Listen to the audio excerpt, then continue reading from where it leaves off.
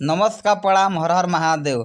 जितने भी power star कहे जाने वाले, ट्रेंडिंग स्टार कहे जाने वाले पवन सिंह के फैन हैं, सबको ANB म्यूजिक भोजपुरी में स्वागत करते हैं।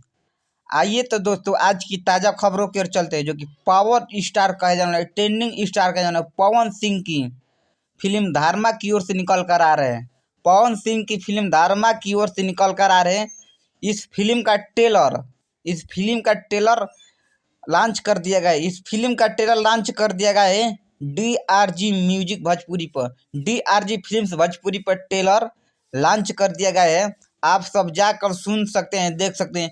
जो कि बहुत कमाल की ट्रेलर है दोस्तों, क्योंकि एक्शन से भरपूर भरा हुआ है ट्रेलर दोस्तों। ये गाना भी बहुत अच्छे अच्छे हैं। मैं देखा खुद ट्रेलर को, आप भी जाकर देखिए। आप बताइए मेरे कमेंट में कि पवन भैया का ट्रेलर कैसा लगा धर्मा का। अब बहुत जल्द इस फिल्म को आप लोग के नज़दीकी सिनेमा घरों में लॉन्च किया जाएगा और देखने को मिलेगा दोस्तों।